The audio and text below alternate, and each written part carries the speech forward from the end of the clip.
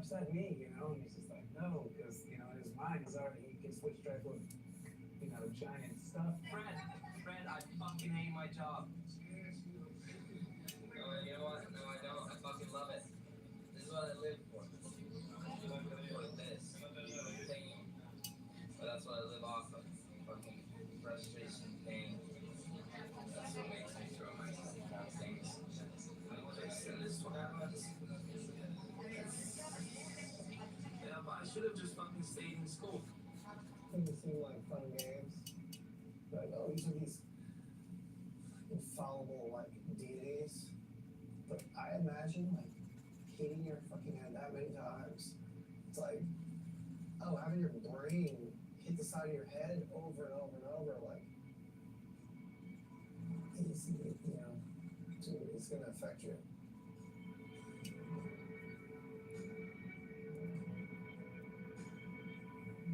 I think I had 6 surgeries within like 7 years. And eventually, the last video part I did, I basically shredded my ACL right through it during the last 6 months of filming it.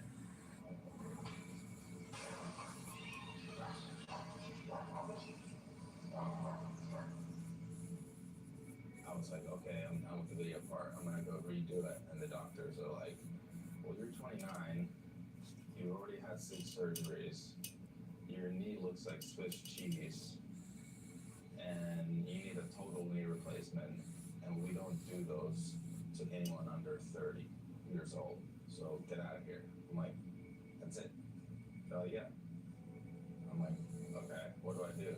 They're like, That's tough. I mean, skateboarding, that's the thing that sucks about it, is it's like, it's mentally challenging, it's physically challenging. You know, the end is near. You know, the sign, the guy with the sign, the end is near. It's kind of like on the shoulder of all pro skaters. If you're putting your energy to something that's creative energy, you can be that peak #1 skater. But when you're not, if he's hurt, that energy can go into fucking drugs and alcohol, or it can go into a photography career, or it can go into like music. And I've seen art on be kind of crazy.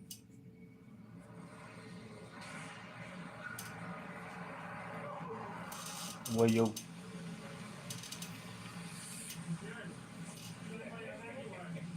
And so even when I know, like, Begrijp wat for kunnen, a joh. time, some of that's gotta be concussion related.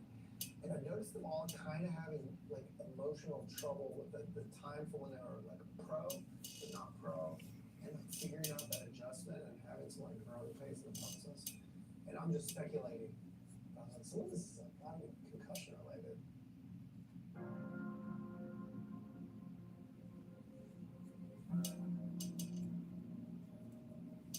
Ietsjes donkerder, ietsjes meer van dit. I had completely lost track of the fact that skateboarding had become a really huge industry. So all of a sudden, this beautiful little dark-haired, moody 19-year-old was showing up like in our scene at our friends' clubs, and you know, it's like, who's this kid that I keep seeing? And my friend Jen was like, oh, that's Dylan Reeder. You know, I'll introduce you. He's basically from your neck of the woods, you know. And me and Dylan became best friends. Dylan met Mimi, and then I met Mimi through Dylan, and then Mimi had gone through a breakup at that time, and it was just like, oh, I need to meet someone like you need to meet Arto.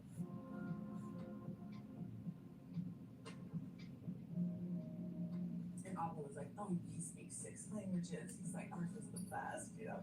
And the first night I've ever read about him, I was like, oh, it's like, so you were in France, and like, you knew, and I was like, you know, Abba was like, you like speak all these languages, and he was like, you know, Arthur's like, and he's like half Neanderthal. He literally was like grunting, he was like, no. And he was like, it was like, this guy does not speak 6 languages, but that's fine. I was supposed to go on my first date with Mimi. She was doing a home cooked meal. She invited me out to see her. It's like, hey, I'm cooking at the house. I'd come out. I'm like, okay, I'm just gonna go film this trick, whatever. And we just kind of started, you know, dating. And I'm like, oh, home cooked meal. Like, this is a big one, whatever. And the last trick I was trying to film for the alien part, which ended up being the intro clip. It was 2 weeks before the premiere. Full face plant.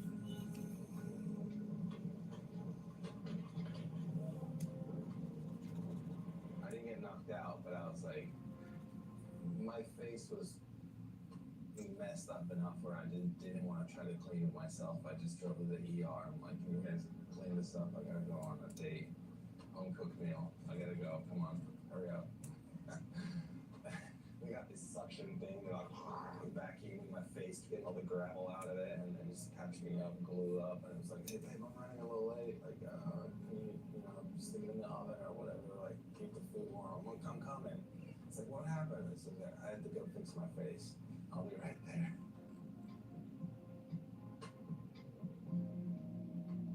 That group of kids, you know, Stefan and Arto and Dylan, they were like really special kids. They were, I call them kids, and some of them are older than me, some of them are younger, and some of them are no longer with us, but they were different. For like us to just be like a really tight knit group of friends instead of like a team, you know, like with endorsement deals or whatever. Like it was more of like an actual skating group of friends who got to go everywhere and skate together, hang out, eat dinner, laugh at each other, make fun of each other, and you know, it was just like a fun time. You know, it was really cool.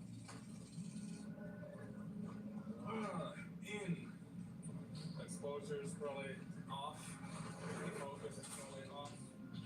You gotta be kidding me. It's probably off. That's how you got like 30 grand worth of cameras. You gotta know how to use those things.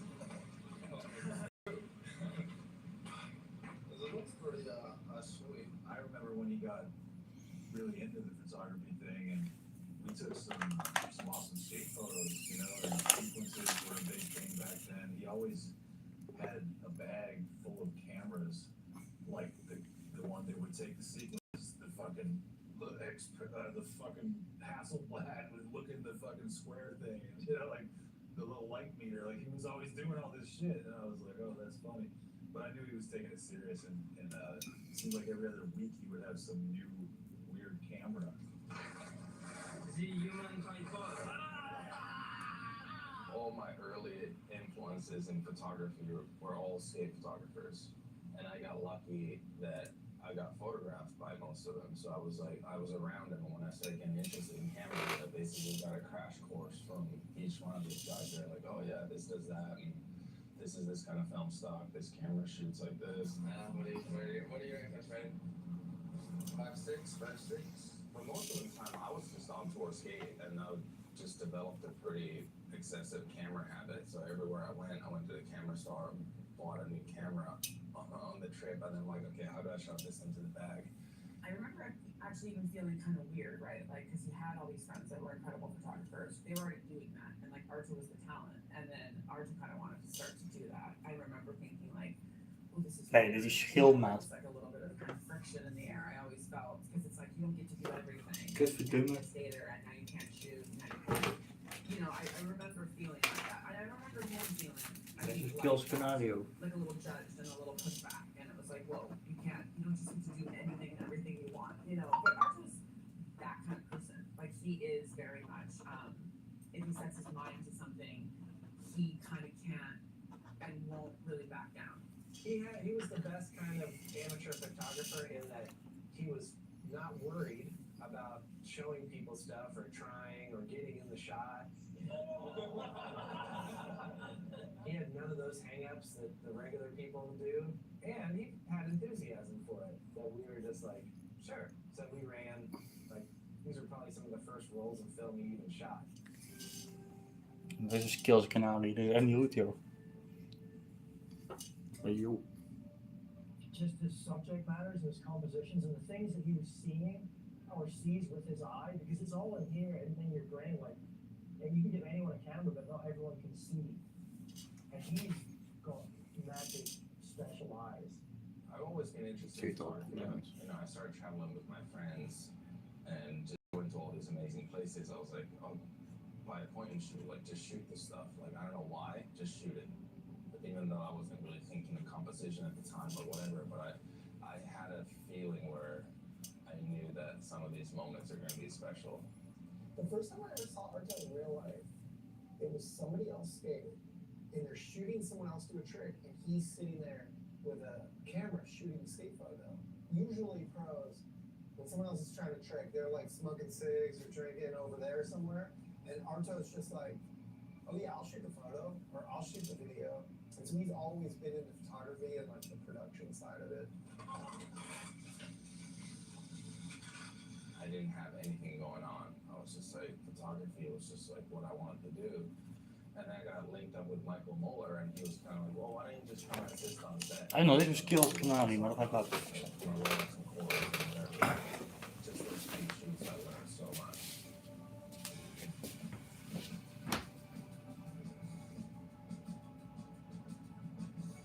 He didn't come a lot, nor would I want him to come a lot, because here's the thing. You need to go out there and do it yourself. Like, pick up some things and go do it. Because you do it too long, you get insecure. Well, I'm not one search for shoot like I'm shooting. And he didn't do that. He found his own niche, his own way. You know, do it. But you really learn how to work with people. I think about it, it's black and white. And if you know anything about these guys, they're moving, they're still skating faster. They're doing good shit. And you're taking this fast moving on, and it's serious, and it's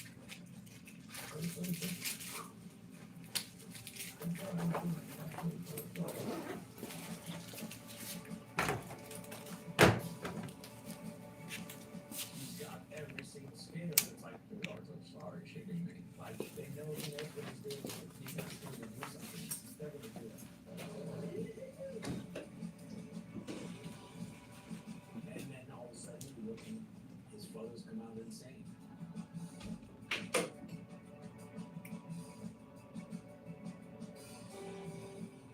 He's got the eye, you know, it's like, it's not just standard, it's very like artsy. It's not like journalism. He's not just like capturing like what happened or like a trick someone did. He's actually, you know, enhancing it. It's like a piece of art now. Like you could have a huge one and people are just, oh, what a beautiful photo.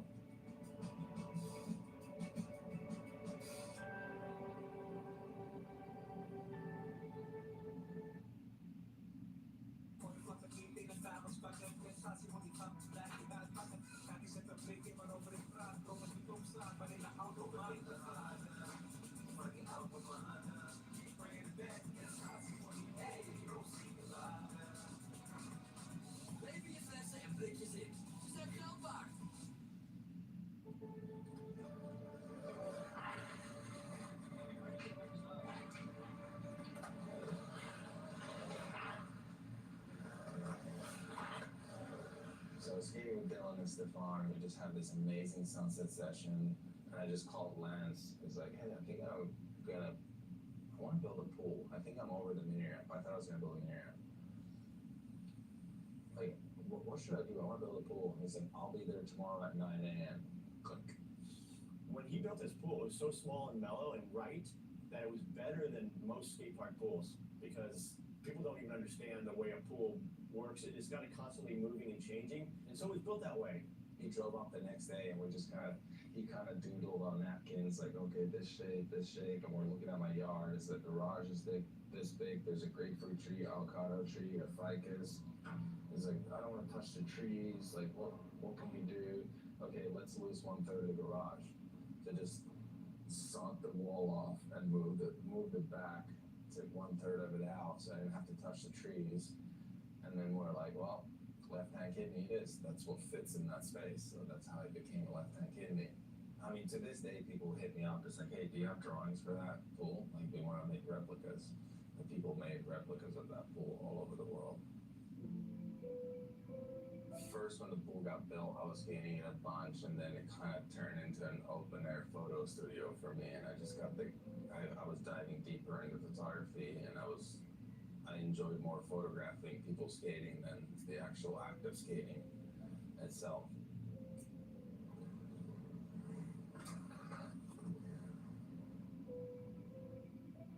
That bowl became such a communal, you know, ground for so many things, you know.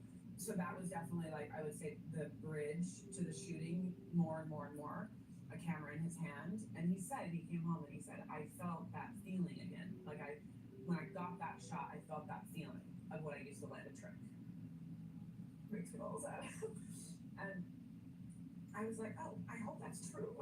Sometimes also, like, he has a tendency to, like, tell himself stories, and which sometimes is good. Like, sometimes you have to, like, tell yourself things, you know what I mean, to really believe it. And I remember thinking in my heart, like, I hope that's really true, because I kind of knew that, like, nothing would really compare to the life that he had had.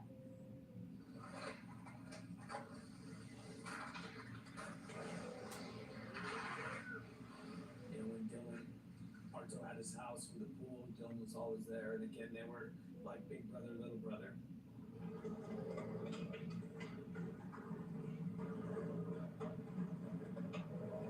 They just really uplifted each other, where they never had that, you know, negative thing with hating on each other. Like, you see Arto wearing Dylan's shoes and all this stuff, and you're like, well, that doesn't really look right, you know. And Arto would wear weird outfits at times, and Dylan would be like, dude, you can't wear that, you know, you gotta fucking roll your pants down and all this shit. And yeah, it was pretty cool.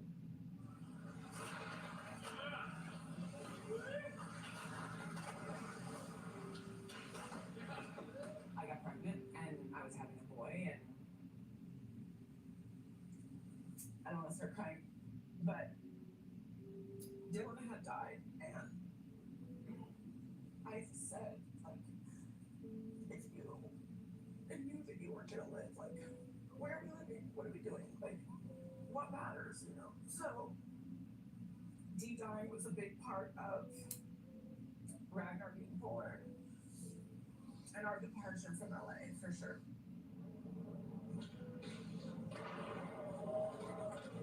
And I'm stoked he got to see the world, and he accomplished a lot in those few years that he was here with us. I mean, he did a lot, and obviously, I mean, you can still see the impact that what he did in skateboarding and his had on people.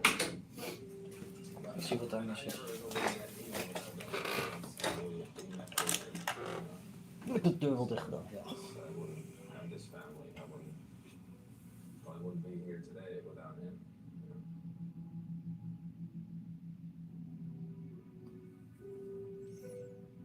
Nou, nu is die verkracht.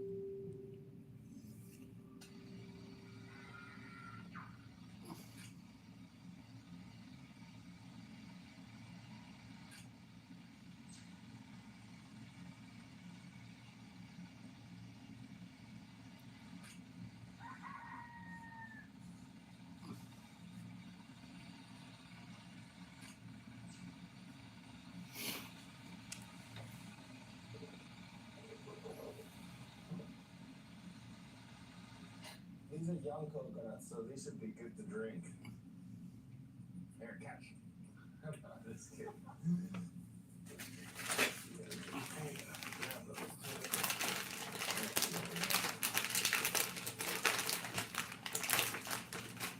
I feel like they just were like, we're gonna move to Hawaii. And they're like, we're gonna sell our house. And they're like, oh, it's sold. All right, bye. We're going to Hawaii. And then they just went to Hawaii, had a baby, and built a house from scratch.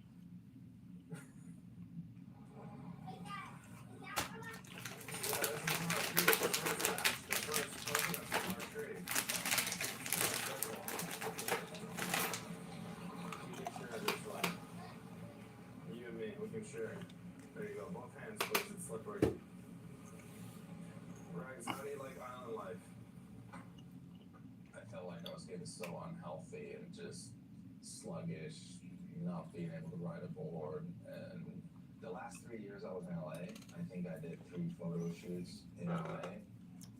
And I was like, everything else is a travel job. It's like, does it really matter where I live?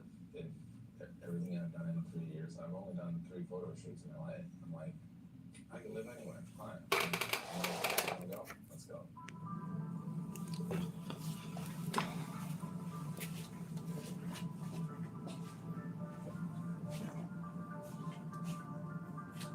I thought that we had made just the biggest mistake of our life. It was just too much. It was all just too daunting. It was like we had a brand new baby. The phone calls kept coming in. Like our team was getting docked by sponsor after sponsor. We found out my mom had a second stroke. She was on Maui. Arto never even flinched. My mom had that second stroke. He was like, okay, well, she'll live with us. And I was like, okay, you don't have a job. I don't have a job. Like, no one has jobs. What are we doing? We're this huge family with kids. Like, what's happening?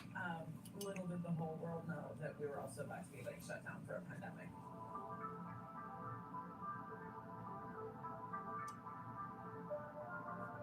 companies weren't putting pressure on me whatsoever. Like I never, it wasn't that. It was more in my own head. Like, okay, I know what I'm capable of. I know what level I should be skating at, but my body physically can't follow that.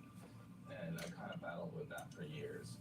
But it wasn't until I came to Hawaii and started surfing that I feel like I was fully able to let go of that feeling. You know, I was like 95% there. But once I picked up a surfboard and I started going in the ocean, I feel like I was like finally okay with it myself, not being able to ride a skateboard.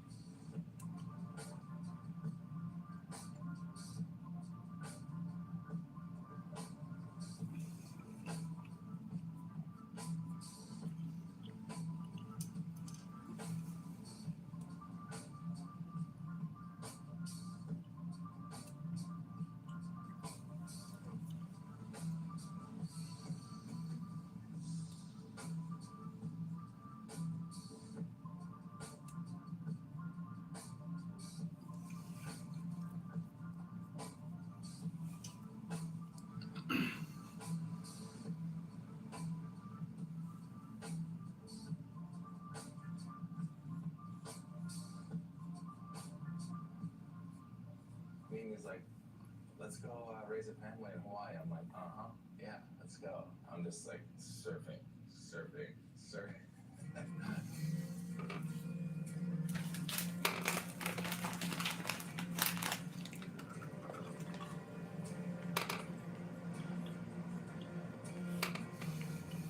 When he first moved out here, I was like, oh, skate rocker, we're building a skate park, we're gonna skate. And then it was like, oh no, he's more into learning how to surf. All right, well, I'll take him surfing at these spots that aren't really where I want to go. I'm not really ready for them. I call it charity surfing. All right, I'll charity surf with you. I'll do that for people that first timers that want to surf or whatever. Like the skating side kind of fell away, and then it was like we're building his house, but he's just going full bore, like construction mode.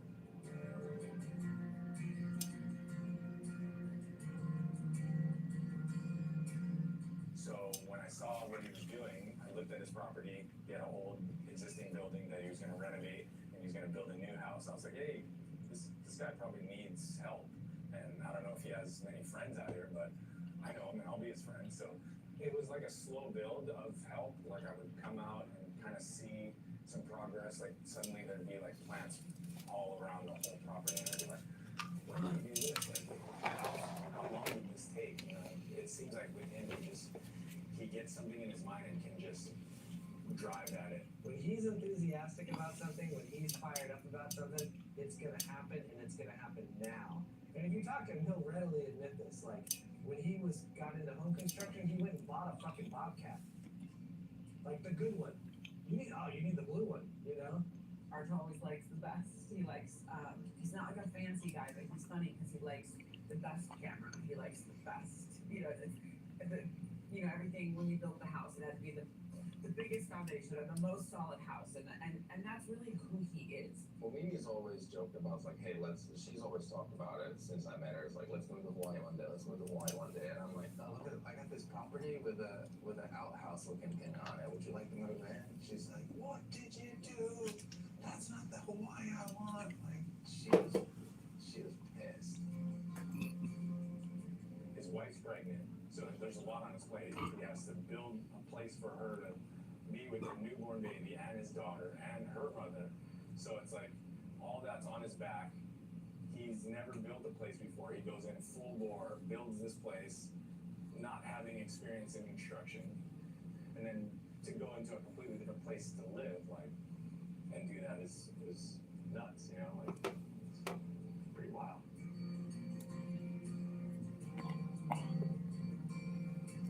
I just kind of put my hands up, and it's like, hey, this direction life is taking me. I'll just go with it. So I got like 2.5 months to get the house into a condition where she could have birth. And we ended up having a home birth here. Right now, was born right in the house.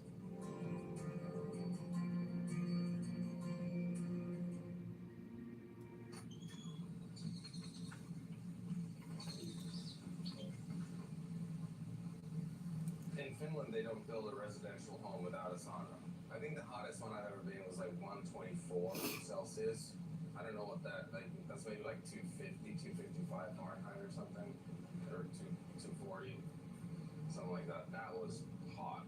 That's like almost, that's for like full pros. Oh. Can you take this one?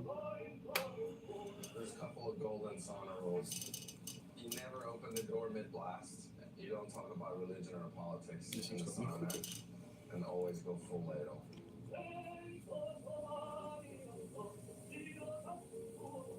He's obviously done it his whole life. He was born, I don't know if he told you, he was born inside of a sauna, like actually. But if there's gonna be anything that helps you in the sauna with Arto, he's gonna hide it from you, for sure.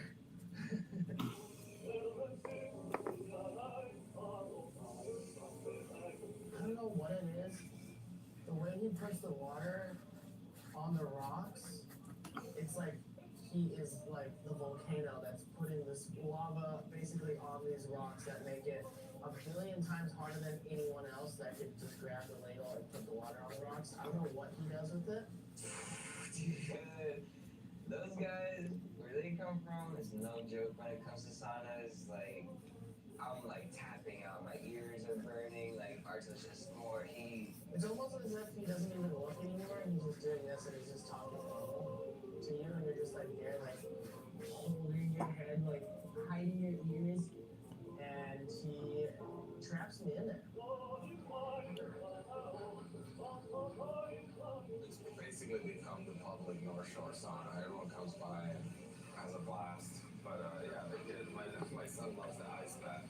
He doesn't care so much for the sauna, but he loves to like just like jump in there, freak himself out, and then he loves the ice.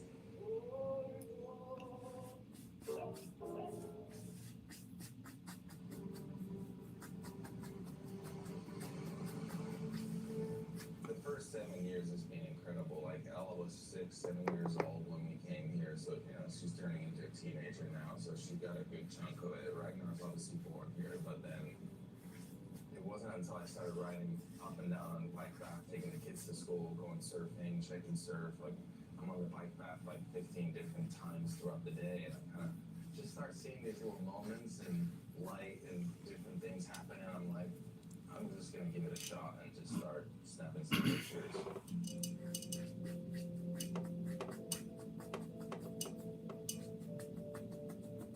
I love keeping this one camera on me, no lens cap. Camera's always on, just ready to shoot.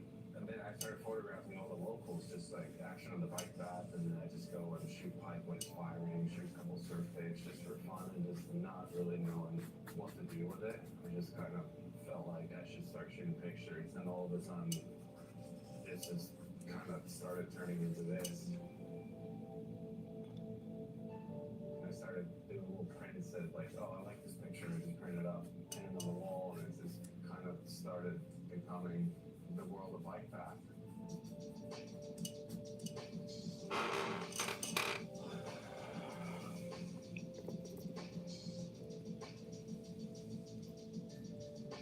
Arto was received really well here, just because in my mind, skateboarding is not an easy community to really integrate yourself into anyways. You gotta like pay your dues, you know, do a lot of the work in order to gain the respect. And it's the same with any culture or place you go to, right? Is put in the work, serve the people, and then you gain that respect the right way.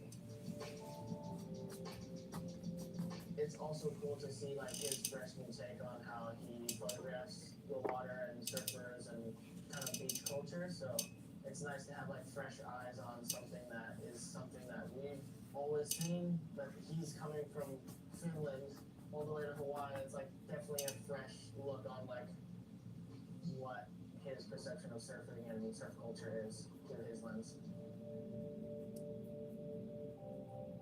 The ocean photos are like insane to me. It's like surf waterman photos meet like Game of Thrones. Like, what is this? Like, they're so psychotic. The stuff that he's doing, like shooting all the stuff on the North Shore, all the surf stuff, like that to me is the equivalent of like what he was doing in skateboarding, like the giganticness is like on par with like how gnarly he was as a skater. Nothing ever cool or game changing came from being safe. Everything I've ever done is so much in the rest of you like, whoa, that's cool.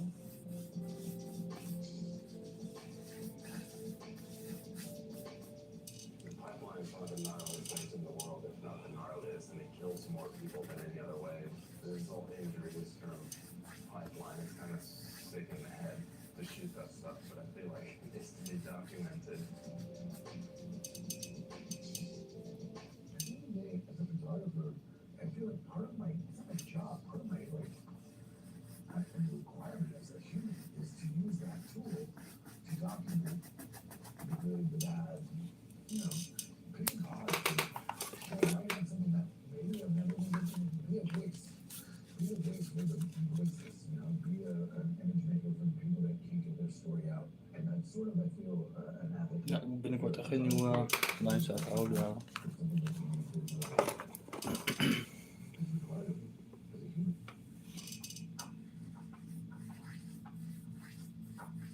I was taking the kids to the beach, like I was taking Ragnar to swim one day with his buddy. I would just go shoot in the evenings, like last couple hours of light, and have my long lens with me. I actually went there to shoot empty waves, because I knew it was kind of big, and then I see these cats surfing. I was like, oh, it's kind of heavy. It's like, who is that? Like, after a little while, I realized it was obviously John, because no one surfs that spot the way he does. He was just manhandling this giant 15, 20-foot wall like it's a little quarter pipe.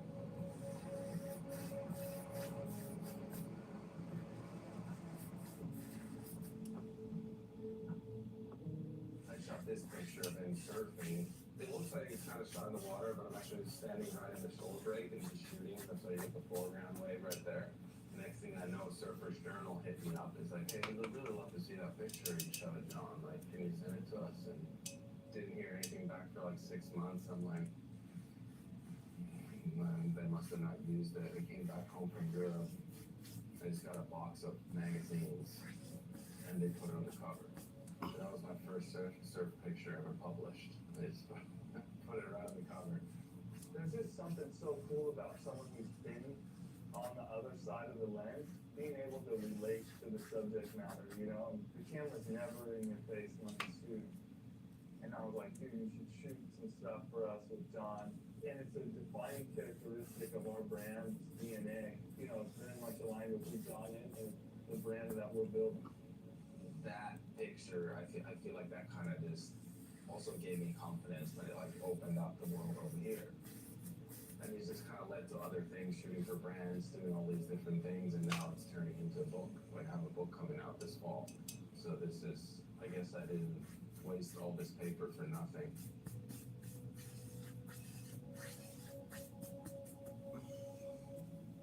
Shooting the people here, shooting surfing, and just shooting the community here, it made me fall in love with photography even more than ever. You know, it just kind of gave me that spark, you know, I just like, it just feels right. It's what I have to do. I don't know why. I just have to make pictures.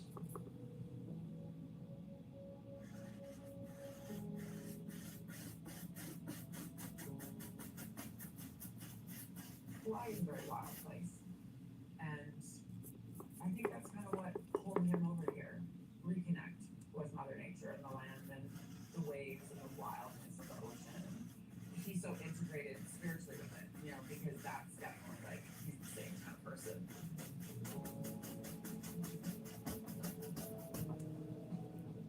You know, the ocean is a healing force for a lot of us as natives that we just go out there to heal and to reflect and to meditate, whatever it is, or even the repeating patterns of the waves coming in and that energy. And I think after a lifelong, intense, high-paced skateboarding, that this was probably the perfect spot for him to heal from whatever it might be throughout life and experiences, to just find a real like stoic place within his life that worked out really well for him.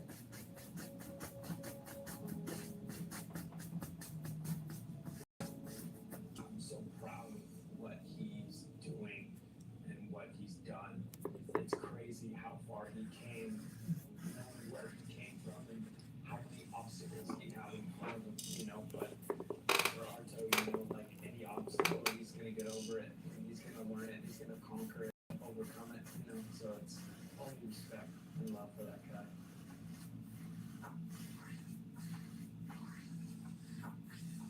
fact that he's still able to be successful and make a living after like the most insane like skate career is like I think it's testament to what's inside them and what drives them and what drove them to be great skateboarders.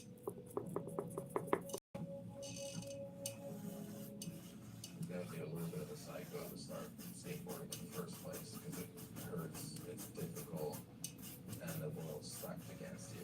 But I kind of, throughout the process, I just kind of put my hands up. I'm just like, just go with the flow. Just go with where life takes you. You know? I mean, even bad ideas seem good at the time. You know?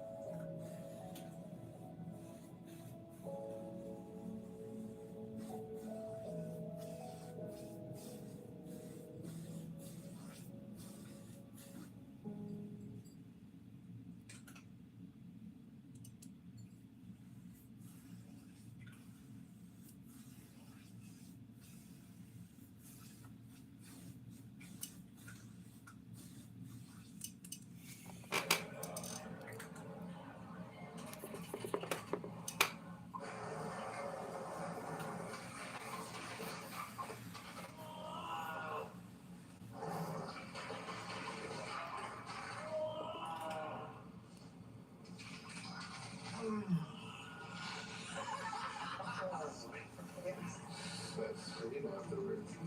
Sick. So, 9 months. What's the footage? Just show up on the bloody asshole. He's got a thing about him. It's like everything is so funny. He always wanted to do tricks he knew he couldn't do, and he wanted to prove himself that he could do it.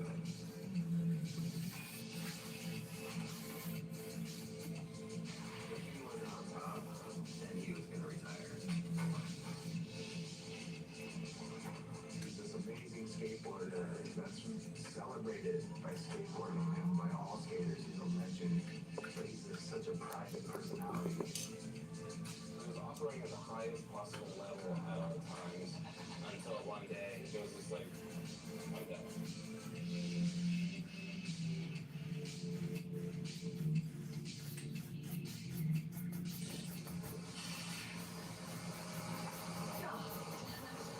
Give me my phone.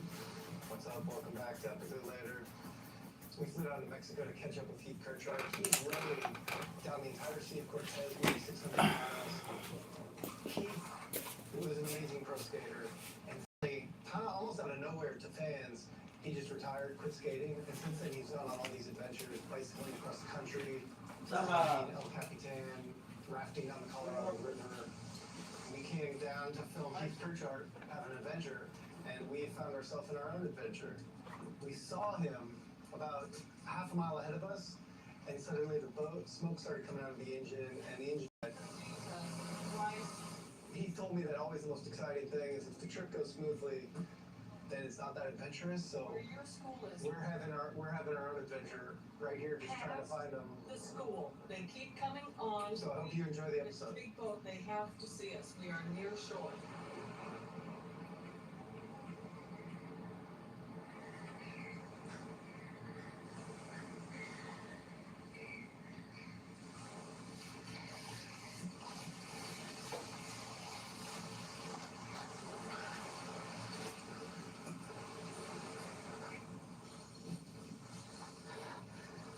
shit. You guys aren't going to film that, are you? I haven't been doing much bartending and traveling. You know, I kind of like invite people on these trips knowing that they won't go, take 2 months off. And I was just kind of getting bored, and I think I just went out drinking with Boosh one night, and I was just kind of like, I'm gonna go down the Cia Cortez side, Baja. Do you want to go? No one ever asks people to do that, really, so you can't really say, like, no. Yeah, the first week I was definitely thinking about going home. Shit. He hadn't really prepped much, just like where we're staying or like beaches or everything. I was like, these look like rocks. Like do that, and then it was like, he's like, yeah, maybe. He's like, we'll be rowing at night, I'm sure. Like if you did, it's like you haven't mentioned any of this until we're like in Mexico. Then he starts dropping all these things. He's like, you don't know what we're doing. It's like, yeah. He's like, but you know, then he's like, I'm gonna like fly by the seat of my pants. I'm like, thanks. That's sick.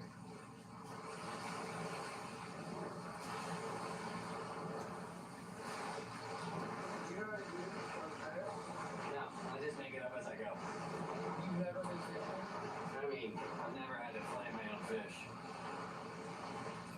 First fish we caught, we didn't know what to do with it. We're just like, oh, well, it'll just like suffocate in 5 minutes or something. Because we didn't we didn't have the will in us to just like stab a live thing. We're just like, well, it's better just to let it suffocate. Turns out like it takes like an hour for a fish to suffocate. That's the best one, though, that we've had so far. It's a little raw, but not bad. That was a tasty fish. The whole time I was skating, like it was a challenge the entire time. And so going on these trips, it's like kind of like a challenge again. It's like, you know, just figuring out, there's a lot of problems that arise that you just have to figure out, and physically it's challenging just to kind of like get through them. I just want to make like a 60s style home movie. But I don't know what I'm doing with it, so we'll see what comes out.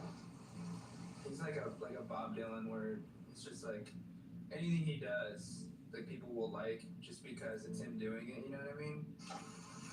Everyone in skateboarding is like a fan of Heath Kirchard, no matter who you are.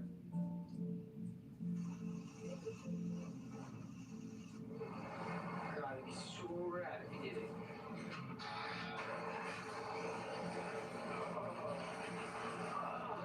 Dude, it's impossible. You can't do that. I mean, when I first started skating, I think you're talking like entry level. It was the Bones Brigade, like the Bones Brigade, the Powell videos, and Tony Hawk, because you know you're just a little kid and you want the big name, the biggest one in the world. That's what I like. I like Michael Jordan. I like Tony Hawk.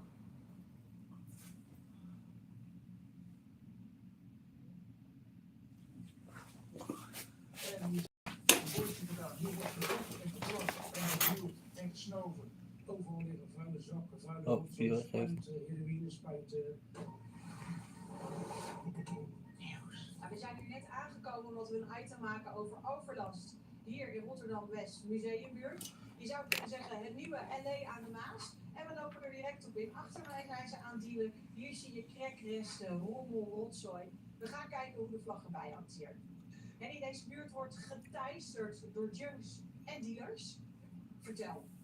Nou, dat is sinds 1,5 jaar is het erg toegenomen. Het was voetbal. Toen was ik met de burgemeester al een keer op stap geweest. Betreffende dealers, die hebben het ook geconstateerd. En toen hebben we 2 camera's gekregen. Toen is het een poosje rustig gebleven, maar nu sinds een jaar, 1,5 jaar is het echt keihard toegenomen. Die mensen moeten opgenomen worden, die zijn ziek in de hoofd. Nou, we lopen hier echt nog geen paar minuten rond en we hebben al beet. Je ziet hier achter mij zijn op klaarlichte dag. Het is 1 uur 's middags aan het dealen. De man heeft een helm op, rijdt op een scooter. En ja, alle junks komen daar als bijen op hem op af. Ongelooflijk. Je ziet het hier met de dag, zie je het achteruit gaan. Wij komen 's morgens aan, worden wordt nog geld gevraagd. Overal liggen vuile zakken, vuile rotzooi, spuiten, heroïne spuiten, noem het allemaal. Het is gek in Oslo. En zijn deze junks en dealers ook gevaarlijk? Ja, heel agressief zijn ze af en toe. Normaal, als wij naar buiten gaan, dus we gaan als naar buiten zitten gasten. Dan komen de gasten wel eens mensen zeggen, ja, ze dragen geld toe, dus dat kan toch niet. Sturen wij niks weg, maar er zijn ook mensen die heel dreigend, heel intimiderend. Ja, Ellen, daar staan ze allemaal. Ja, daar staan ze inderdaad. Hè? En het wordt winter, dus er zullen er heel veel gaan staan. Want ze kunnen daar zichzelf warm houden. Ze kunnen hier achter zichzelf warm houden. Ja, en wat wij doen in Rotterdam, dan sluiten wij de Pauluskerk. Omdat dat mensen stinkende gebouwen steeds luxer en duurder en hoger. En die mensen willen al die daklozen niet meer in huis zetten. En dat wordt hier ook gewoon openlijk gedeeld. Wij hebben al 3 deals gezien. Is dat gewoon normaal? Want als ik mijn belasting niet betaal, dan heb ik zo... Totaal niet normaal. Dus de gemeente moet echt serieus een noodplan gaan maken nu van hoe gaan we dit oplossen. Want dit wordt niet beter. Het wordt niet beter. Het wordt erger. We hebben meer armoede. Mensen armoede gaan van lieverlee gebruiken om alle ellende te vergeten. Dus de files komen steeds groter. Je ziet het hier zo. Hier steken kinderen. Hier is speeltuin. De bewoners die wilden dat. Ja, maar dat mag niet van de gemeente. Of dat wilden ze gewoon niet hebben. En je ziet het. Er wordt gedaan. Hier wordt gepoept en geplast en gebierd en gesnoven. Krek gebruikt. Dat is natuurlijk een verschrikking. Niet in onze mooie stad Amsterdam, want dat niet gebeurt. Hier hebben we van de prullenbakken nu met een slot vast moeten zetten. Omdat ze anders, iedere dag kan ik mijn containers weer hier weg gaan halen. Die staan voor de deur, zitten hier achter, ze worden hier gebruikt. De zakjes liggen eruit met wiet. Ja, dat tegenwoordig komen ze gewoon binnenlopen. En is het van, hey, heb je even €5? Gewoon een bedeling. Ja, dan komen ze binnenlopen en dan heb je even €5. Maar €5 waarvoor dan? Ja, ik wil eten. Nou, we gaan dan niet vragen aan ze van, weet je wat, kom mee, we gaan even brood halen. En dat willen ze niet. En wat zijn dit voor mensen? Zijn dit Nederlanders? Zijn het ongedocumenteerden? Zijn het... Het merendeel denk ik dan toch wel niet van hier. Oh, daar ligt ook weer poep. Ja, dat is echt Godverdomme. wordt geurineerd natuurlijk hier tegen de technisch kijken. Is helemaal Het is gewoon dat metaal is weggebrand door de vis, door de vetvis. Ja, dat is ja. Dat is niet normaal. En dan moet je eens kijken hoeveel kleine kinderen die hier zo. Dat is toch goor op de rijden. Dat is ongehoord. Ja, maar dit is echt zo'n kot. Ja, nou precies. Kijk, Zo'n kot. gebruik eens resten, weet je waar je die troep in doet. Dat is spuit. Het stinkt gewoon. En ik kan het je wel vertellen, Henny. Jij en ik, wij moeten vandaag wel de schoentjes uit moeten uit. Ja, ik kan niet verkopen. Ben jij of zijn je medewerkers wel eens bang om alleen naar de auto te lopen? Zeker weten, absoluut. Absoluut, ja. Nou, wat een terreur, joh. Wij hebben nu sinds 1,5 week hebben de achterkant het hek hebben dicht gedaan, de deur is op slot. Vorige week zat er eentje met de rugzak, zat in een wijnhoekje. Ik zie daar een bordje, nou je gelooft het niet. Verboden te urineren, dank u de bewoners. Kijk nou even. Het is een soort van... Het voelt een beetje als een soort van speurtocht, maar het is werkelijk waar een groot probleem. Ja, nee, ja. U gelooft mij toch wel? Nee, zeker wel, maar ik vind het gewoon heftig. Het is ook best wel een groot gebied. Heel heftig. En ik begrijp het, de gemeente doet er genoeg, maar niet genoeg. En dat moet gewoon afgelopen zijn. Optreden. Daar gaan we voor. Echt mensenkak voor de deur gaan. Ja. Bizar, joh. En als ik het hier ga weer vragen, ja, en ik merk dat dat overdag hier gaat gebeuren, dan staat er gewoon bij mij achter een emmer met bleekwater, ja, en ik pluk het er dan gewoon overheen. Want dan ben ik recht, ik woon hier niet meer, in Rotterdam Centrum, maar ja, dan komt wel het Rotterdamse beeld terug van het centrum. Ik ben geboren getogen Rotterdam. Zo doen we dat in Rotterdam. Ja, zeker weten, ja. Ik ben nog betrekkelijk vrolijk te roepen. Ik laat me dan blijven. Ik heb plezier in mijn werk, dus dat moet wel. Kom maat, we gaan erbij doen. Wakker worden. De media worden steeds saaier en voorspelbaarder en herhalen steeds hetzelfde verhaal. Dat wil je toch niet? Word lid.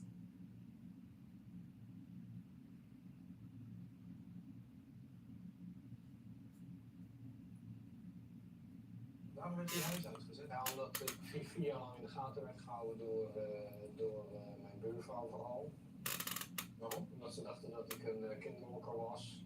Ze zijn in ons land op 2 handen te tellen. Zogenaamde containerdorpen. Dat zijn plekken waar mensen wonen die psychische problemen hebben. Geen vaste woon- of verblijfplaats hadden. Of in een normale woonomgeving voor veel overlast zorgen. Hulpverleners, woningcorporaties en gemeentes zitten vaak met hun handen in het haar om de buurt te beschermen en de overlastveroorzakers in het gareel te houden. Een aantal steden heeft samen met de betrokken partijen de handen ineengeslagen om deze mensen een woning te geven buiten het zicht van alles en iedereen. Hier krijgen de overlastveroorzakers een laatste kans. Vergooien ze die, dan trekt de maatschappij haar handen van hen af. Hallo, hi. Ja, kom binnen. Hi. Voordat Charles hier kwam, woonde hij op straat. En die levensstijl is in zijn woning goed terug te zien. Charles, Is die? Ik werd mijn huis uitgezet. En ik zit 6 jaar heb ik in allerlei instellingen gezeten in Eindhoven. En ik paste eigenlijk nergens. Waarom werd je huis uitgezet? Want je woonde gewoon in een wijk. Gewoon tussen allemaal mensen. Ja, omdat ik 4 jaar in de gaten werd gehouden door mijn buurvrouw vooral. En door de buurt en door de wijkagent. Waarom? Zonder dat ik dat wist. Omdat ze dachten dat ik een kinderlokker was. Of ik gedroeg mij niet zoals mijn tuin bijvoorbeeld, die was niet netjes. Ik had vaak mijn gordijnen dicht aan de voorkant. En ik leefde heel teruggetrokken. En daarvoor hoef je toch niet je woning uit? Iedereen mag toch gewoon lekker terug? Ja, nou, ik was ook op een gegeven moment vaak dronken en ik blode natuurlijk. En ik gooide weer eens een keer ik heb een keer een lege fles whisky over de schutting gegooid. Nou, niet naar de buurvrouw, maar gewoon netjes over de schutting hoor. Niet naar haar toe of zo, maar gewoon wat barrorigheid of zo. Je was ongelukkig? Ja. En dat had ook zijn weerslag op je omgeving? Ja, ik werd heel creatief met spulletjes en dingetjes. En ik ging op een gegeven moment ook wapens zitten samenstellen. Wapens? Ja, dus niet in het echt, maar wel vond ik allerlei dingen dat ik had van het lijkt op een wapen, dit lijkt op een wapen. En toen ging ik op een gegeven moment allerlei dingen bij elkaar leggen als fantasie van dit is een soort geweer, oh geweldig, dit en dat en dat. Allemaal een beetje in de verwarring en toen werd ik van de ene instelling naar de andere geplaatst, omdat ik overal een maximum had, weet je, van hier naar daar, naar daar, naar daar. Nou, is dit nu je thuis? Ja, dit is nou wel mijn thuis. Wat ik eerst heb gedaan hier is dozen verzamelen om het te ordenen. Op een gegeven moment begon ik chaos te maken en begon ik weer te spelen met de dingen. En dat had ik zo lang niet kunnen doen. Daar werd ik zo gelukkig van. Bewuste keuze dus? Ja, dit is echt vies, maar ik was het nog niet zo vies. Sorry, ik wil niet lachen, maar bewust chaos maken. Deze borden, hoe lang staan die er al?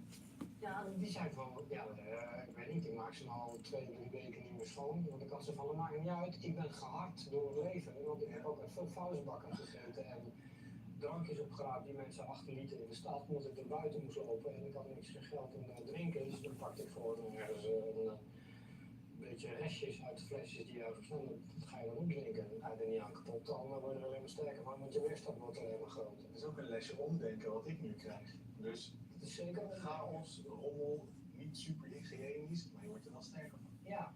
Ben je gelukkig? Oh, ik ben zo gelukkig geweest toen toen ik hier pas kwam, toen had ik grote weerstand. Daarna realiseerde ik me van, oh, deze plaats is deze is heel rustig eigenlijk, weet je. Ik hoef niet me te irriteren aan een heleboel dingen die je bijvoorbeeld in een flatwoning wel zou kunnen hebben. Met burengerucht en zomaar mensen ontmoeten in de lift. Waar je eigenlijk helemaal niet eens op zit te wachten en dergelijke. Dus dat vind ik van deze plek vind ik dat heel fijn.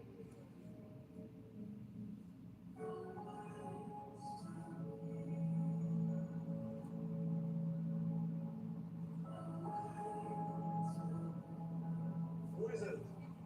Goede dag vandaag. Ja? Ik heb gelijk niet gehad. Ik zie het nou helemaal. Dat is gewoon fijn. Ja, en een beetje inkopen om te kijken van of ik met mijn geld uitkom. Ja. En ik heb eigenlijk net gedaan alsof ik uitging met iemand anders. Dus ik heb wat dure eten gekocht als alleen voor mezelf. Ik wil graag verkering. Dus ik heb zoiets van, dat heb ik nooit gehad. Dus of heb ik te lang geleden gehad. Ja. Dan had ik echt zoiets van, ik moet het even testen. Het is lang geleden verkering, zeg je. Dat is zeker weten. Te lang. Ik ben nu op zoek. Het wordt weer lente, jongen. Wat krijgen we nou? Het wordt weer lente, jongen. Ja, je merkt gewoon alles. Ik zie het om me heen, de natuur hier op dit prachtige landgoedje deel. Ja. En dat vind ik het echt.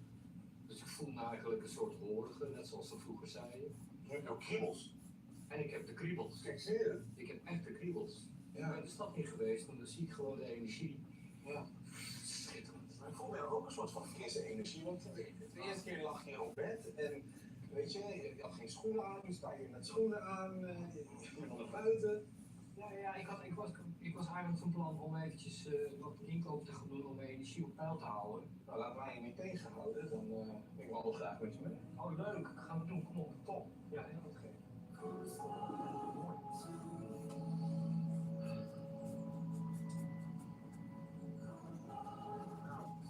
Ik hoor vogels fluiten.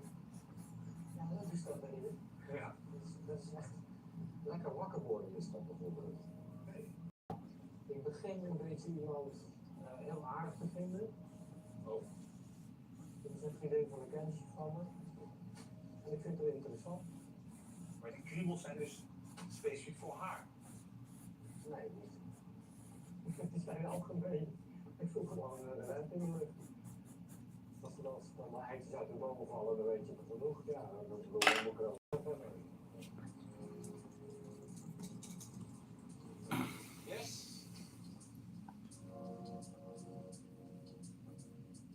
Ja, superleuk om hem zo te zien, want de eerste keer lag hij dus op bed. En ja, een beetje in mijn beleving onverzorgd. En nu heeft hij een bankje, hij heeft aandacht besteed aan zichzelf. Ja, fantastisch.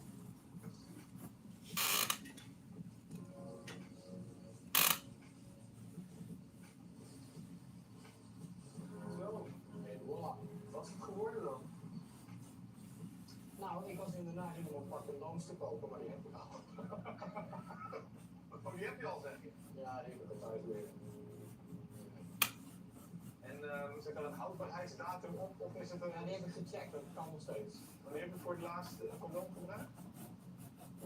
Ik denk ergens 15 à 20 jaar geleden, zoiets. Dan zijn die condooms echt niet meer houdbaar. Nee, maar die heb ik later bewaard. Je ging wat boodschappen doen om te kijken van, goh, hè, als ik nou geld uit zou geven voor niet alleen mezelf, maar 2 personen, dan zie ik ook dat je wat, ja, misschien wel voor de borrel hebt gehaald. Voor de borrel, en dat is een uitzondering, dat ik me dat gun. Ja, dit kan je ook op een borrelplank leggen, ook met die olijven. Bijvoorbeeld, ja, daar heb ik inderdaad zo van, nou, ik ga even kijken hoe dat voor mij is. En nou ja, mocht ik iets willen aanbieden, dan kan het op die manier. Maar het is ook heel praktisch, hè, want ik doe een eitje en lekker bakken. Maar ook, het zou ook heel goed kunnen dat je haar uitnodigt om samen lekker te gaan borrelen. Ja.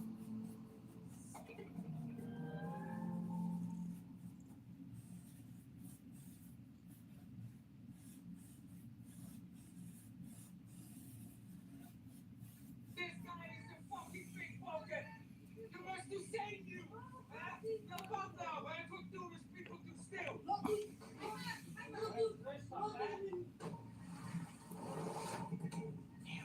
Simon, jij belde mij, je zegt je moet naar de Zaanse Schans komen, want er zijn boefacties.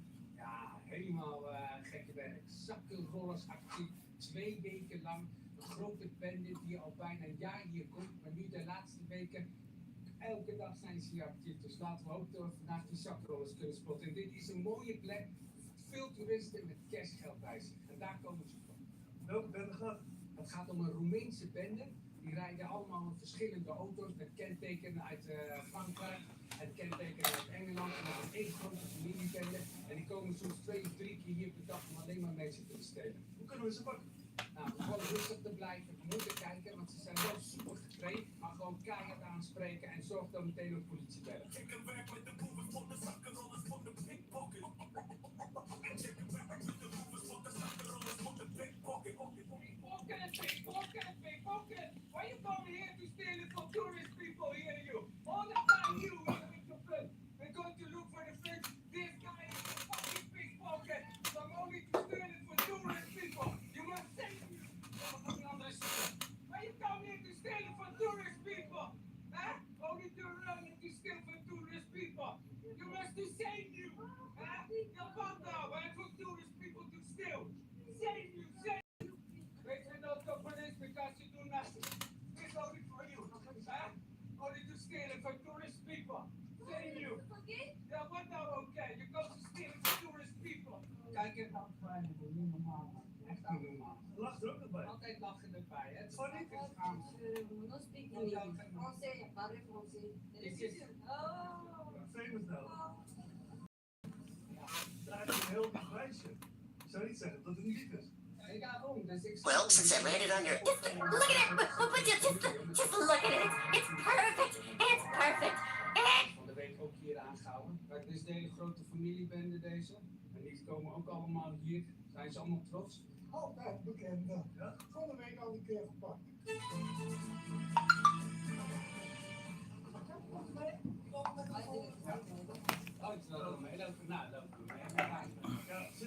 gecontroleerd door de politie en ze wordt weggestuurd, maar ze komt de volgende dag gewoon weer terug. Ja, ze komt wel terug en dat is het probleem waar we nu een beetje in zitten, is we hebben politietekort. Ik zou er verwachten dat helemaal, hè, zo'n klein meisje dat bang is voor de politie, maar ze staat er heel kalm bij, het maakt er allemaal niet uit en ja, ze laat het allemaal overkomen. Ja, omdat zij natuurlijk ook hier van de week weer geweest is en ze weet hoe het hier werkt en hoe het gaat.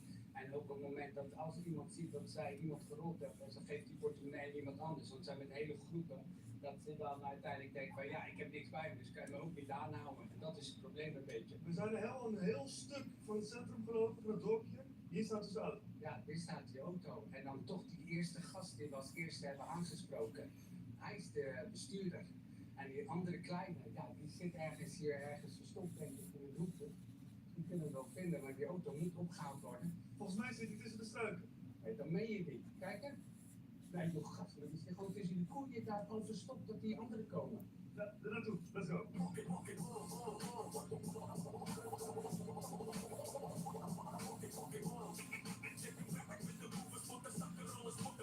Daar gaat hij. Ik ga er achteraan gegaan, maar helaas, hij is ontsnapt. Ja, jongen man, die gast die zit op een sprinter man, die was nog sneller dan een hek man. Maar ik dacht eerst dat het een hek was, maar jij zag dat die zakkenroller was. Ja, ik zag hem al in de verte over die brug heen gaan. Ik denk, we moeten er even achteraan, maar helaas. Maar je hebt een telefoontje gekregen. Ja, een telefoontje gekregen. Politie is er. Dit is de persoon die aan het autorijden is. Hij doet, ik heb hem al vaker gepakt en dan laat hij die anderen allemaal zakken rollen. En hij regelt dat de juiste chauffeur stapt in de auto en rijdt weg. Een paar keer video's kunnen maken dat hij in die auto springt en dan wegrijdt. De chauffeur zeg maar. You come from Romania, hè? You. Romania? Yeah, I have a picture from you. From your friends and your family, everything. Big family. Romania. Why you come here to steal from tourist people? Tell me. Like the Netherlands? Oh, you're Romania. So you're coming with us? What floor?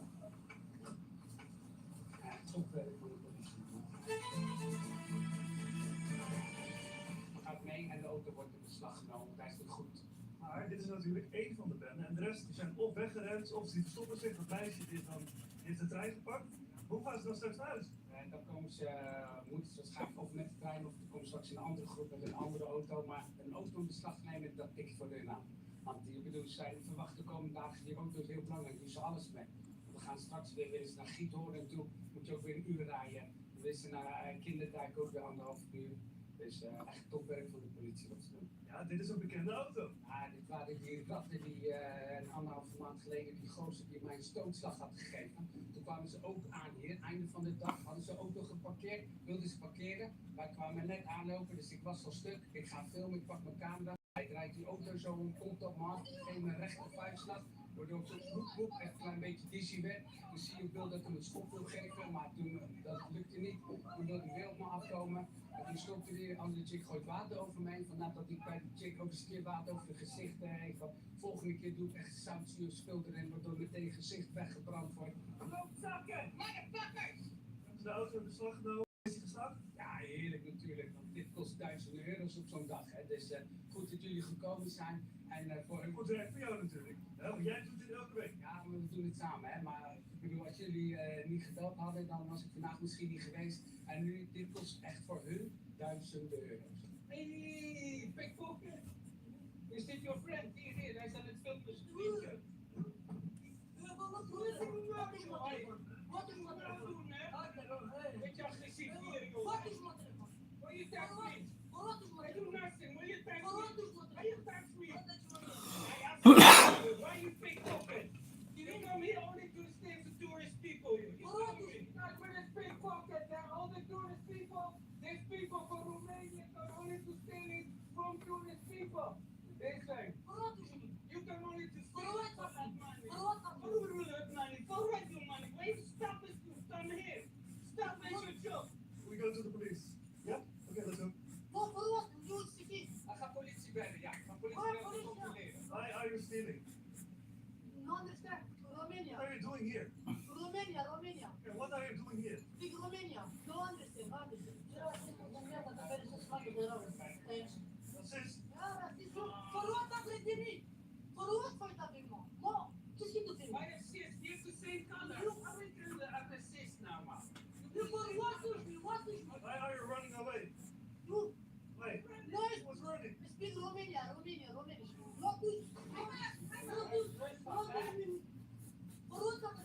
No, you're still foolish people. What are you doing? Stop!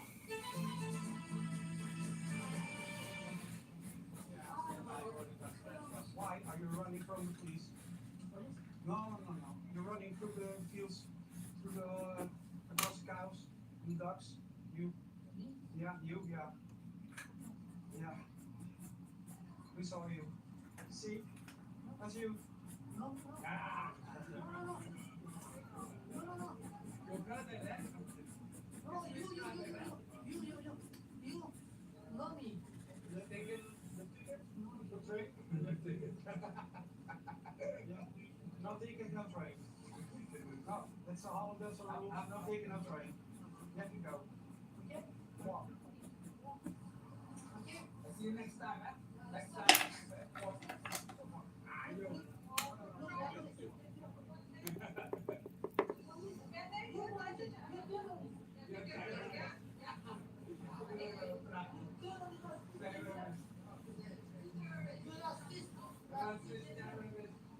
Racist? Ja, ik weet het allemaal niet, die gasten. Dat zeggen ze altijd, man. Normaal zeggen ze ook wel eens dat ik gay ben of zo. You're gay. Ja, je hebt de zakrollers dus ook op TikTok gevonden.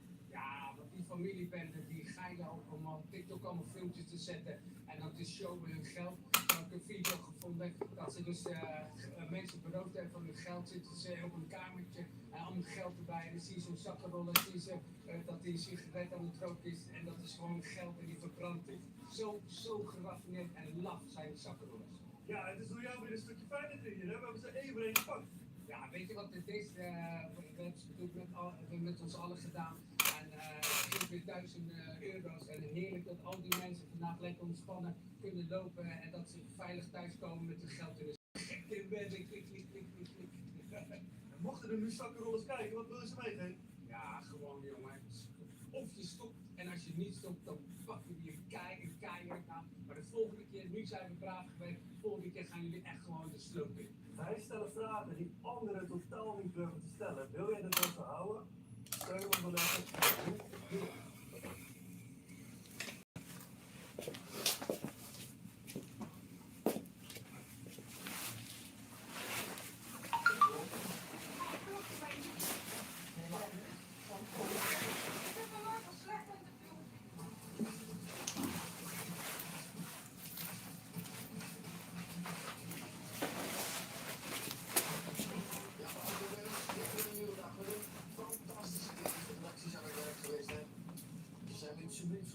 Een moord, een verkrachting. Nee, dit was een oplichting. Leuk. Drive for Joy. Een rijschool, een mannen voor de rijschool, die neemt een heel pakket. Ja. En na een paar rijlessen zeggen ze, fuck you. We gaan niet naar les meer totdat ik echt geld weer terug.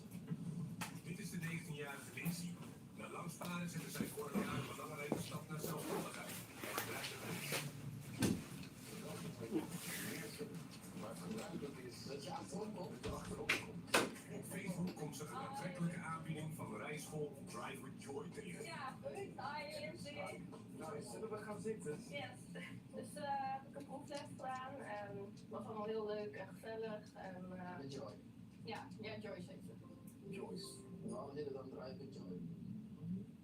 Omdat dat betekent ook een soort van fun. Ja, Joy is fun en dat is een afkorting van haar naam. Daarom denk ik. Was een lachen met Joy? Nee. De proefles wel. Toen dacht ik van, oh, heel leuk en gezellig. En, toen ging het voor het rechtje. Ja, toen had ik mijn geld overgemaakt. En toen was het niet zo heel leuk meer. Maar hoezo niet? Wat deed ze dan allemaal? Nou, ze lag zeg maar net in scheiding. Oh. En het ging dus eigenlijk alleen maar daarover, elke rijles. Oh. Soms tot huilend toe van wat er echt wel allemaal niet had gedaan. Eigenlijk was je ook een soort van therapeut. Ja, bijna wel, ja. Psycholoog, terwijl je ook je rijlessen doet. Ja. Als Lindsay verhuist naar een dorpje 8 kilometer verderop, laat Joyce weten dat ze haar niet meer thuis wil komen ophalen, want dat is te ver. Als ze nog les wil, moet ze maar op eigen houtje naar leerstoel komen.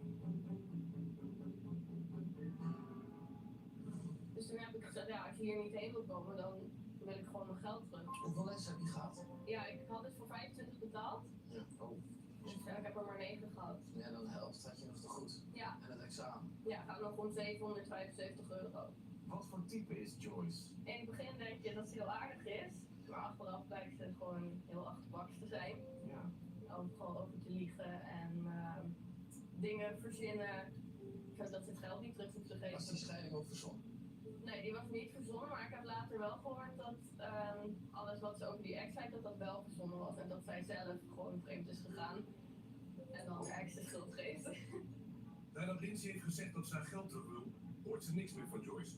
Daarom plaatst ze een negatieve recensie op de Facebookpagina van de rijschool. Het levert niets op.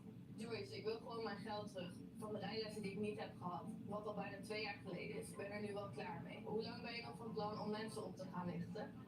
Door het bericht komt Lindsay wel in contact met nog meer gedupeerden. Eén meisje die moet nog €1700 terugkrijgen zelfs. Dus... Had hij een beperking dat hij zoveel lessen nodig had? Nee, weet ik niet, maar... Dat zou nog helemaal smeuig maken. Maar met een beperking? Ja, dat is wel goed voor het programma. Zeker, diversiteit, NPO. Niet beperkt, maar wel gedupeerd, is Desiree. We gaan bij haar langs. Oh, what the fuck? Wat was dat? Is dit een hele blauwe gaaf? Wat is dit voor een? Nou, voor jullie. Oh, wat een topding. Die wil ik ook. Is het koffie? Ja, zeker. Nou, top. Of heb je ook iets van thee? Heb ik ook. Hey, wat heerlijk deze. Oh, top. Vertel, wat is er allemaal los? Ik krijg nog geld van de rijinstructrice die beloofd is en wat zwart op wit staat. Heet je toevallig Joyce? Ja, die heet Joyce. Hoeveel geld is het? €230. Want je had een lessenpakket afgenomen. Ja, ik had expres het grootste pakket afgenomen. Want zij zei, als jij lessen overhoudt, krijg je dat geld terug. En ik had lessen over. En ik wacht tot de dag van vandaag nog steeds op mijn geld. Hoeveel lessen had je over? Oh, sorry. Ja, we zijn nog niet zo geolied met z'n tweeën. Geef niet. Ik had nog 4 lessen over. Maar had je joy? Had je fun? Ja, ik kon wel met haar praten, alleen het ging vooral over de problemen die zij had. In de relatie? In de relatie. Dat ze ging scheiden? Ja, dat ze ging scheiden en dat hij gestoord was. Desiree en Lindsay doen aangifte van oplichting. Maar tot op de dag van vandaag is daar niks mee gedaan. Maar Joyce lijkt wel op de hoogte van de aangifte en gaat in de tegenaanval. Ja, de aangifte aan jouw boek. Ja, nu beweert zij dat ik de gek ben en dat ik haar moet betalen omdat zij mij lessen heeft gegeven, zelf, die niet opgeschreven zijn en die moet ik nu terugbetalen. Ze draait de situatie om. Ze draait de situatie om. Je hebt ook een vriend Ja. en die zou haar bedreigd hebben. Ja, want ik zou dus eerst met een ander tv-programma aan de slag gaan. Welk programma? Radar. Dus wij zijn eigenlijk op plan B. Eerst was het Radar, die pakt deze zaak niet. Ja, eigenlijk wel. Maar toen stond jullie hele programma nog niet. Nee, hoor. Maar waarom hebben ze die zaak laten varen? Ja. Nou, ze hebben dus contact opgenomen met Joyce. En toen heeft zij gezegd dat mijn vriend haar bedreigd heeft. Heeft een screenshot van gestuurd. Ik ben de vriend van Lindsay. Je tijd is om. Ze komt niet meer lessen. Maak het geld gewoon over op het nummer. Boven. Je dagen zijn om. Anders kom ik langs. Is dat je vriend? Nee, maar dat is wel een vriend van mij, een kennis van mij. Heeft een kennis haar bedreigd? Nee, maar wat ik dus denk, ik heb haar ooit verteld dat mijn vriend Surinaams is. En die jongen is ook Surinaams. Ja. En waarschijnlijk heeft zij... Ze heeft dus de eerste, de beste, willekeurige Surinamer. Ja, ik denk het wel. Ik denk dat zij echt ziet dat ik hem ergens in getagd heb. En dat ze dacht, oh, dat zal wel de vriend zijn. Nou, gewoon een beetje neerzetten en een bericht in elkaar zetten. Heb je ook contact gehad met Tros Radar? Ja. Echt? Wat meen je? Wat hebben die toen gezegd? Tros Radar heeft gezegd, nou, je verhaal op de plank. En daar hoor je niemand over, terwijl Tros Radar met Anton Heksenberg, dat is de echte dader in dit verhaal. Daarom kreeg zij, zeggen dat maar een keer. Koude doen. Ik vind het leuk als u dat in de camera zegt. Ik geef Tros Radar de koude douche. Ze nemen niet meer de tijd van. Ik geef Tros Radar wel een clip op. Koude douche. Ik geef Tros Radar een koude douche. Private Joy. Welke douche geef je niet? Een koude douche. Dat is ook wel leuk voor de camera. Private Joy geef ik een koude douche. Druk je bal. Yes. Maar wel uit mijn kanttekening, maar dit gaat trouwens wel heel erg omlaag. Dat muziek is op plein zal weer lachen. Dat is lachen. Wat wil je van ons? Ik zou in ieder geval willen dat zij stopt met deze stomme acties. Ik wil dat ze gewoon aangepakt wordt. Dat ze niet nog meer mensen op gaat lichten. Misschien is het nu even leuk als we even na gaan denken hoe we dit gaan aanpakken. Ja, met z'n allen. En luisteren we naar het prachtige nummer Jump for Joy.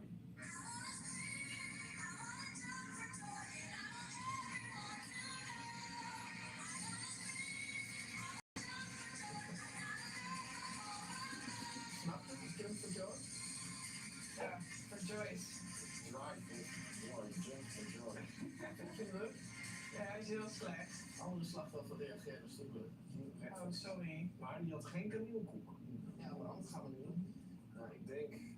Kijk, ik heb natuurlijk nog geen rijbewijs. Dus eigenlijk gewoon de ideale dekmantel om contact te leggen met Joyce. Dus misschien is het leuk als we nu weer even in de camper gaan met een verrekijker, plaksnor en een camouflagenet. Ja, we werken naartoe naar de research. We werken, ja, het is allemaal vulling mensen, sorry, het is even niet anders. Het is de redactiedag. Maar we hebben wel een betere redactie dan het was. Radar. Onze redactie krijgt een warme douche. De jongens trekken zich terug voor het broodnodige onderzoek, zodat al snel resultaat oplevert. Dat vorig jaar, juli, examens hebben gedaan voor RWSB, zo en dachten haar lesgeld terugkrijgen uit het pakket die ze niet had gebruikt. Nu 8 maanden verder heeft zij nog steeds niets teruggehaald. Vol zelfvertrouwen je rijbewijs halen. Dit is het. Kijk, ze heeft wel slaagselfies. Zie je dat? Wij allemaal lachen, je bent een topper. Hashtag slaagselfie. Het ziet er wel betrouwbaar uit. Ik zou hier wel intrappen. Jij niet? Nou, ik vind het gezicht spelen. Nou, maar ik had niet op basis van een gezicht.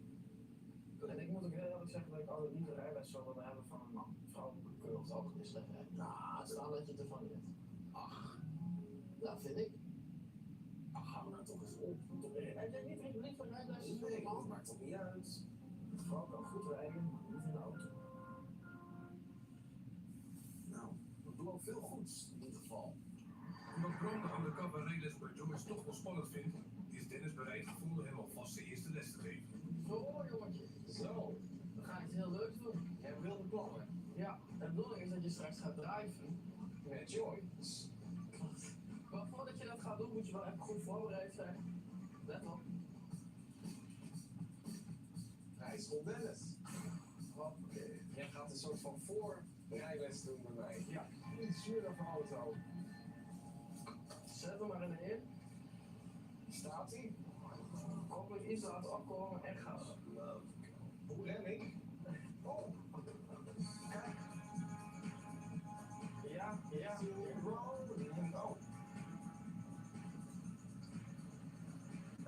En gas erop.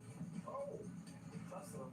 Hé jongens, dit gaat fantastisch. Kom op, even gassen, gassen, gassen, gassen. Naar de 2, naar de 2. Oh. Ja. Oh, dat is de 3. Ja, 2. Ja, bocht naar rechts, bocht naar rechts. Bocht naar rechts. En niet remmen in de bocht. Ja, yes. Nee, nee. Oh, shit. Ga er eens links zo in. Oh, Dennis, nee. Gas bij, gas op. Gas, godverdomme. Wat je nu gaat doen, is de voet van de rem en heel erg het gas indrukken en dan... Nee. Ja, zo werkt dat wel. Je zoekt het maar uit. Nee, maar dit gaat Dennis, nee. Ik kan hier. Tot hier en niet verder. Ik rij maar af. Dat je bang bent voor een confrontatie is één, man. Dit bultje op te gaan. Ga zitten. Ik rij me niet af. Oh ja. Nice. Kijk, ook even of dat nog goed is. Oh. Jezus. Zie je dat? Dat moet je gewoon even...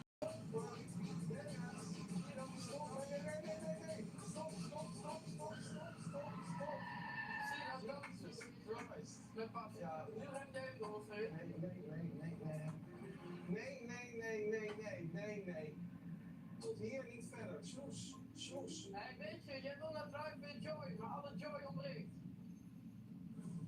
Dat belooft niet goed. Nu maar hopen dat Joyce Bram wel wat kan leren. Het blijkt alleen niet zo makkelijk om een afspraak met haar te maken. Het lijkt er zelfs op dat de rijschool van Joyce op het moment helemaal niet meer bestaat. We bellen, mailen en appen, maar de les komt niet van de grond. Als we bij haar huis gaan kijken, zien we de lesauto wel staan. Maar of die nog gebruikt wordt? Er zit niets anders op dan Joyce dan maar zonder rijles te confronteren met haar praktijken.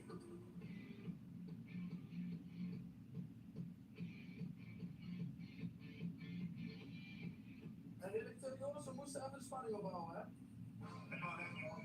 Goed, de tactiek is als volgt. Wij hebben onze camper tegen het huis aangeparkeerd van haar. Dus ze moet de auto ergens anders zetten. Dan slaan we toe.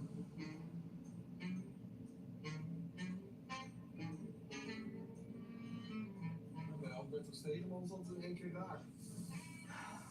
53 minuten verder. Daar ben ik klaar mee. Ik denk dat dit er is. En op af. Nu maar hopen dat de jongens de feiten op een rij hebben. Dag Joyce. Hallo. Ik ben Bram. Hallo, dit is Dennis. Dag Joyce. Dennis. Ja, hallo. Ben je aan het drijven, Joy? Althans, jij was aan het drijven. Joy? Nee. Geen Joy?